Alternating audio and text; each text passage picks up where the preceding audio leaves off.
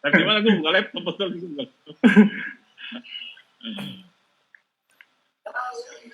Udah siap Mas Iko? Udah live? Siap.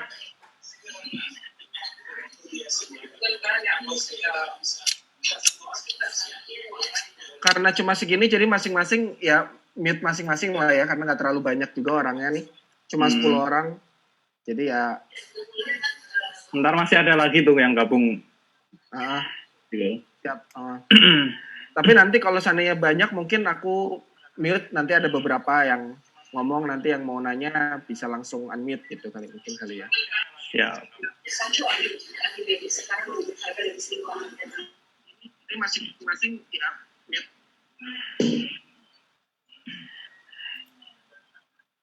Ya silakan Mas Iko. Assalamualaikum warahmatullahi wabarakatuh. Waalaikumsalam.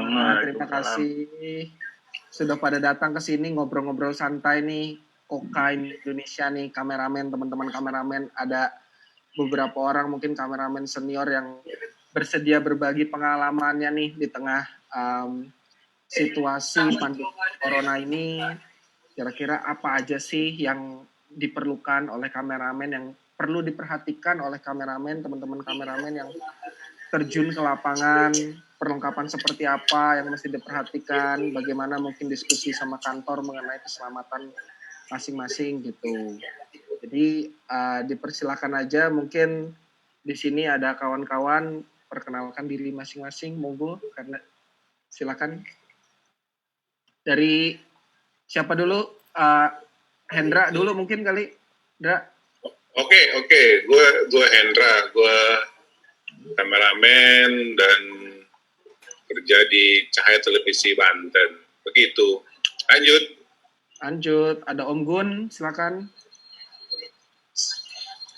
Halo, selamat malam semua. Semoga sehat dan nggak kena terpapar apapun. Saya Gunawan, saya freelancer sekarang. Terima kasih. Ada Haryo, silakan. Assalamualaikum, selamat malam semua teman-teman. Saya Haryo, kameramen untuk BBC. Terima kasih. Iman, silakan. Halo, selamat malam. Assalamualaikum teman-teman. Saya Iman dari Jawa Post TV. Mas Sigit. Ya, siap. Selamat malam teman-teman. Saya Sigit Purwono sebagai juru pancar nih, penjaga pemancar untuk live streaming ini. Saya dari Bali ya. Ini kita live dari Bali. Ini aneh nih. Semua peserta dari Jakarta tapi live-nya dari Bali nih. Keren. Ya. Teknologi ya. Ya, teknologi memungkinkan. Ayo siap, lanjutkan Mas Iko. Yuk, ada Harry, silakan Her. Halo, assalamualaikum. Saya Harry, freelancer. Thank you. Ada Bule nih, Aba juga, silakan, Mbak. Halo, selamat malam. Sekarang saya full time di Citibank, kerjanya ngambil gambar juga, sama freelance untuk weekend. Bung Tommy, bisa kenalan? Wis gele, ada gue ya? Ada dong. Kaget dia. Gak tahu gue lagi tidur-tiduran. Nama gue Tommy.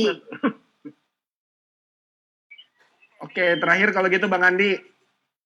Selamat malam teman-teman semua. Saya Andi Rika Adi. Saya kerja di AP Jakarta. Terima kasih. Mantap. Mungkin untuk membuka aja nih abang-abang, kawan-kawan semua kali ya gitu. Ini kan baru aja nih sebenarnya unprecedented gitu. Jadi nggak pernah ada kejadian seperti ini sebelumnya. Tiba-tiba satu kota, satu negara, nggak cuma satu negara, hampir semua negara di seluruh dunia nih tutup pintu. Tiba-tiba semua orang suruh kerja dari rumah. Nah, kita mulai. Sebenarnya kameramen itu kan bisa nggak sih sebenarnya kerja dari rumah gitu? Bagi teman-teman yang di lapangan, apa aja nih yang mesti dipersiapin? Mungkin ada yang mau nyumbang pendapat dulu dari Bang Andi, mungkin sekedar untuk memulai. Oke, terima kasih Ciko. Emang sekarang nih berat ya, buat masa-masa berat buat teman-teman ya, di banyak sektor, terutama juga di bidang kameramen yang kita geluti ini, karena kan kameramen itu kan sebuah profesi ya. Kalau sekarang gencar seruan ada suruh work from home, sepertinya akan sedikit mustahil buat kameramen, karena kameramen itu tugasnya itu kan di lapangan ya, untuk menyajikan berita, mencari berita menggunakan kamera ya. Kalau ini ditetapkan untuk teman-teman yang bekerja di industri media tapi dia katakan wartawan tulis mungkin atau wartawan radio, itu masih bisa dilakukan. Karena apa? Mereka tidak membutuhkan gambar, mereka cuma butuh telepon sana, telepon sini untuk dapetin input, untuk dapetin sumber, wawancara dan segala macam. Tapi kalau TV kan nggak mungkin wawancara dari rumah ya. Kalau kemarin pada saat saya work from home beberapa hari, yang dapat kita ambil apa? Ya paling gambar menara masjid depan rumah. Karena rumah saya samping masjid ya. Jadi saya pikir itu sebuah hal yang mustahil buat teman-teman kameramen untuk work from home gitu. Nah, ada sebuah kendala tentunya ya kalau kita work from home, karena berarti kita tidak bisa deliver, tidak bisa melakukan tugas sebagai seorang kameramen karena kita hanya di rumah dan kita tidak bisa melakukan apa-apa di rumah. Sebetulnya itu. Yuk, aku nggak panjang, kita bongkar satu-satu kenapa, bagaimana, dan sebagainya. Tapi silakan dulu aja yang lain. Buat saya nggak mungkin buat kameramen untuk work from home. Oke, kalau gitu ada yang mau nanggepin mungkin Haryo, Bang Gun. Haryo dulu kali ya. Coba Haryo di-unmute gimana yuk. Gun dulu, bos. Ntar gue lagi ngejawab WA dulu. Lanjut. Ya udah, kalau gitu gue lanjutin. Oke.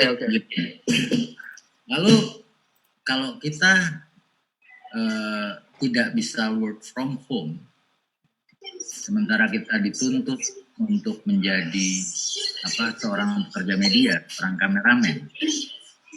Lalu bagaimana kita bisa mencari titik tengah supaya kita bisa menjadikan profesi kita tetap berjalan, tapi di sisi lain kita juga meminimalisir dampak yang mungkin bisa ditimbulkan. Ya. Saya masih turun di lapangan, saya melakukan beberapa kali live, beberapa hari terakhir, saya live dari kuburan.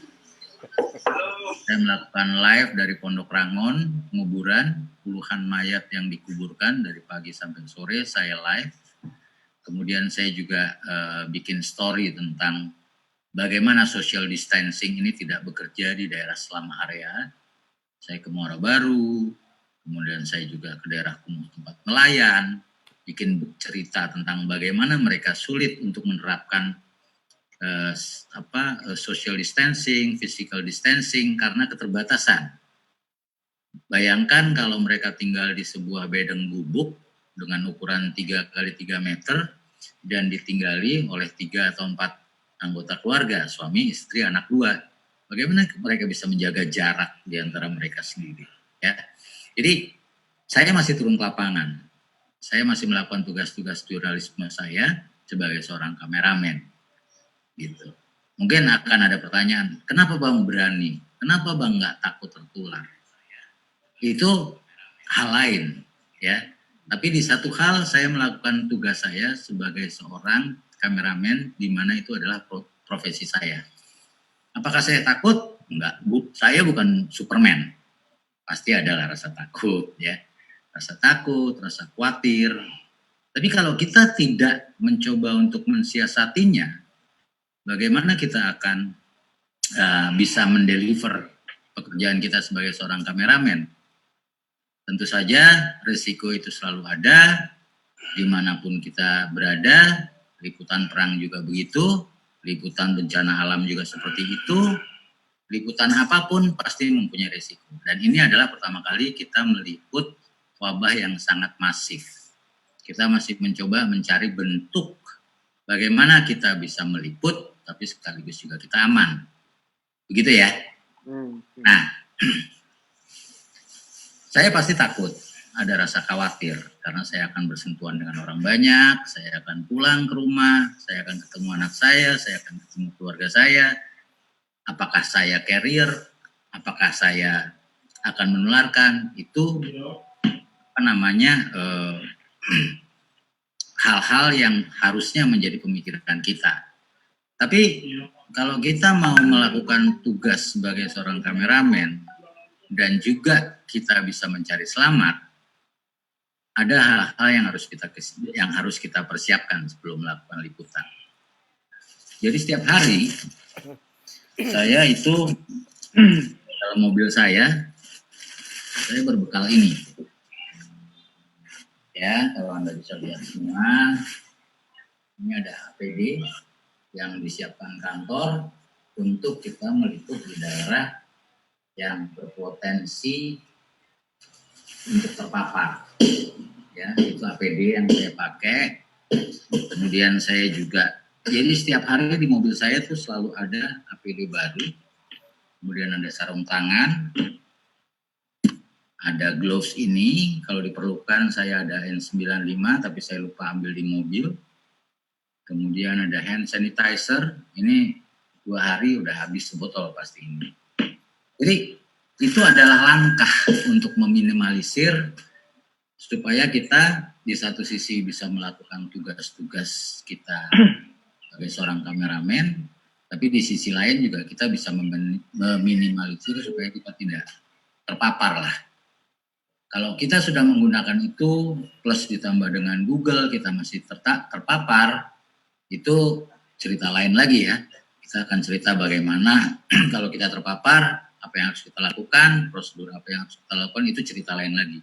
Tapi di sini yang ingin saya tekankan adalah, kita seorang jurnalis, kameramen, kita harus mempunyai, kita bertugas untuk mendeliver story melalui gambar, tapi bagaimana kita meminimalisir supaya kita juga bisa melakukan liputan dengan selamat. Saya rasa itu dari gua ya, ntar yang lain silakan ditambahkan. Oke, berarti kita coba ke Haryo kali ya. Yuk, gimana yuk kira-kira? Oke. Ini pertama kali dalam sejarah. Jadi kami di televisi sangat-sangat kesulitan dan sangat-sangat depending sama wires. Kebetulan BBC langganannya sama Reuters dan AFP. Jadi semua paket-paket yang tayang di BBC itu hampir 70% sekarang gambarnya memang dari wires. Dan sisanya untuk wawancara, kita punya guideline baru, yaitu kita mencoba wawancara seperti kayak Zoom gini atau Skype, tapi di record gitu. Tapi di BBC itu sendiri, kalau ingin bercerita sedikit adalah setiap manajer yang di atas kami itu selalu mengingatkan. Jadi setiap kami berpikir atau mempunyai ide untuk sebuah cerita, di atas sebuah cerita itu sendiri adalah safety. Safety itu nggak cuman APD aja, tapi sederhana mungkin yang harus diulang terus pesannya adalah cuci tangan, terus jaga jarak dan sebagainya. Dan memang sangat-sangat dihindarin sekali bagi kami saat ini untuk liputan di luar, di lapangan khususnya. Tapi bukan nggak kemungkinan kita nggak lapangan. Tetap aja kemarin tetap saya melakukan face to cam atau stand up di lapangan juga, tapi benar-benar harus hindarin banget ya yang namanya kumpulan orang banyak, terus hindarin juga orang-orang yang berdekatan dan sebagainya kayak gitu. Dan besok kebetulan makanya saya tertarik banget untuk meeting ini karena memang besok saya harus liputan ke slum area dan butuh banyak input dari sini teman-teman gimana cara bisa lebih aman untuk liputan di esok hari kayak gitu. Thank you, Jake. Oke, kita mohon maaf karena pakainya yang gratisan nih. Kita 5 menit lagi mati. Berarti kalau gitu kita sudahi dulu tahap pertama. Aku masukin lagi link untuk kita di tahap kedua. Gimana Mas Sigit? Siap. Menurut Oke, kalau Ini gitu aja, Mas. terima kasih. Pokoknya kalau misalkan nanti mati baru kita lagi atau matikan sekarang. Masih ada 6 menit ini. Ya, Cek, masih lumayan. lumayan 6 menit. Oke, ya Ya, udah masih kalau bisa gitu. Mas Gun atau Heri bicara. Ya. Oke, kalau gitu mungkin dari Mas Heri mau tambahkan gimana dari sisi freelance sendiri gimana nih kalau mengatasi situasi kayak gini, tetap terima panggilan atau sementara libur dulu gimana? Kalau dari saya pribadi sih tetap menjalankan panggilan lah. Cuman kan dilemanya begini. Kalau teman-teman yang banyak berkiprah di wire atau TV asing gitu ya, mungkin dari sisi APD tidak terlalu bermasalah. Di luar sana banyak kameramen freelance yang pilihannya adalah realistis atau kesehatan gitu kan. Itu yang jadi dilema. Nah, bagaimana kita Poka ini sebagai sebuah komunitas gitu ya, bisa menjembatani teman-teman yang memang yang mau nggak mau harus berhadapan dengan itu, harus berhadapan dengan resiko itu. Misalnya ya bagi alat-alat kesehatan gitu ya, diprakarsai dengan teman-teman yang tadi berkiprah di TV asing gitu. Tolong dong gitu, sekaligus mengkampanyekan teman-teman udahlah ngambil gambar gitu kan. Mungkin kayak waktu kemarin Mas Aryo butuh gambar gitu, kontak saya ada teman nggak yang ini, oh ada, kan dia tetap harus berhadapan karena menawarkan untuk bikin, ada teman di Bekasi menawarkan gambar dari rapid test kan. Saya udah wanti-wanti ke mereka safety ya, jauh-jauh aja ngambil gambarnya. Mas Aryo juga ingetin itu. Nah, dilema-dilema ini yang harusnya bisa kita cari solusinya sama-sama untuk bisa teman-teman juga bisa mengisi pundi-pundinya gitu atau dompetnya sendiri. Itu aja sih itu masalah yang banyak terjadi di lapangan karena mau nggak mau kan mereka harus berhadapan dengan konferensi pers. Kayak hari ini aja ada konferensi persnya di Mabes Polri soal kebijakan PSBB gitu kan, PSBB. Akhirnya dia ngambil live streaming dari Tribrata. Aku jadi konsultan di situ. Nah, tapi di lapangannya ya memang tetap harus ada yang minimal 10 orang juga nggak ada tuh namanya social distancing gitu. Ya, polisi juga ya agak-agak diumpetin lah supaya kan mereka kondisinya butuh itu juga, butuh komunikasi gitu kan. Nah, bagaimana menghadapi itu gitu. Kesadaran juga masih belum tumbuh dengan di dalam teman wartawan gitu. Itu sih. Itu cukup. Oke, ini karena udah tinggal 3 menit lagi. Ya, kalau kita gitu off dulu ya. Kita off dulu, langsung kita Lalu lanjut lagi. Iklan dulu. Kita lanjutkan lagi setelah yang berikut ini. Iklan lewat. Gue foto dulu bentar. Oh, foto dulu. Senyum.